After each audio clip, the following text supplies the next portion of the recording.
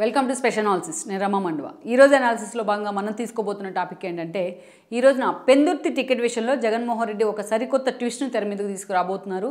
అక్కడ స్థానికంగా ఉన్న ఎమ్మెల్యే ఎవరైతే అదీప్ రాజు ఉన్నారో ఆయనకు టికెట్ లేదు అని చెప్పబోతున్నారు. అదే సమయంలో గుడివాడ అమర్నాథ్ని తీసుకొచ్చి పెందుర్తి టికెట్ ఇవ్వబోతున్నారన్న ప్రచారం కూడా ఉంది. ఆల్రెడీ అదీప్ రాజు గత ఎన్నికల్లోనే అక్కడ ఎమ్మెల్యే కావడం జరిగింది. వైఎస్ఆర్సీపీ నుంచి ఫస్ట్ అటెంప్ట్లోనే ఎమ్మెల్యే కాగలిగారు.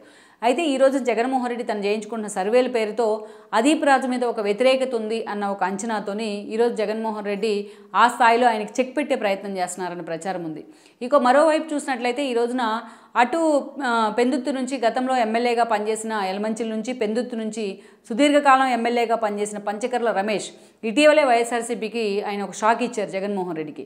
ఆయన ఆ పార్టీలో తనకు ప్రాధాన్యత లేదంటూనే జిల్లా ప్రెసిడెంట్ పదవి ఉన్నా కూడా దాన్ని కూడా వదిలిపెట్టి మరీ జనసేన వైపు వెళ్ళే ప్రయత్నం చేశారు. అప్పటి నుంచి పవన్ కళ్యాణ్ కూడా అదే స్థాయిలో ఆయన ఓన్ చేసుకుంటూ వస్తున్నారు. ఈరోజు పెందుర్తి సీటు ఆయనకే ఇచ్చే అవకాశం ఉందనే చర్చ కూడా ఉంది ఎప్పటి నుంచో. సో పంచకర్ల రమేష్కి సీటు మాత్రం అందరికంటే ముందుగా పవన్ కళ్యాణ్ అటు టీడీపీతో కూడా నెగోషియేట్ చేసే అవకాశం ఉందనే ప్రచారం ఉంది. సో ఇలాంటి సిచ్యువేషన్లో పంచకర్ల రమేష్ లాంటి వాళ్ళు ఒక సీనియర్ ఎమ్మెల్యే అటువైపు నుంచి బరిలో ఉన్నట్లయితే ఎమ్మెల్యే అభ్యర్థిగా ఉమ్మడి అభ్యర్థిగా టీడీపీ జనసేన అదీప్ రాజు ఆ స్థాయిలో పంచకర్లకు పోటీ ఇవ్వలేరన్న అంచనాలు అయితే వైసీపీలో ఉన్నాయి.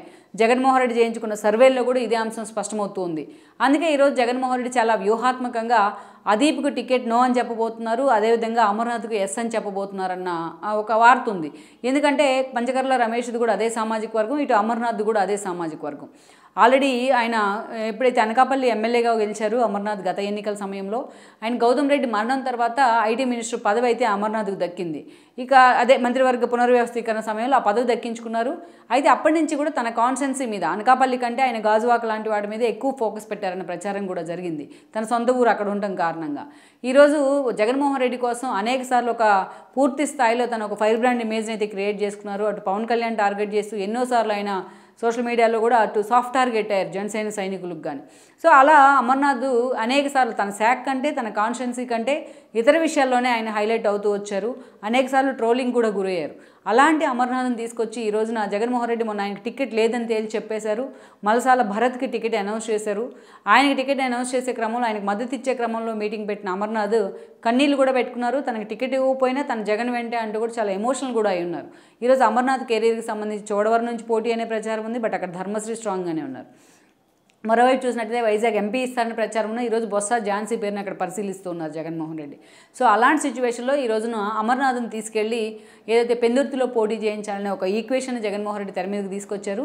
సో ఈ క్రమంలోనే ఈ రోజున అదీప్కి నై అమర్కి జై అని చెప్పబోతున్నారని ఒక ప్రచారం అయితే జరుగుతూ వస్తోంది.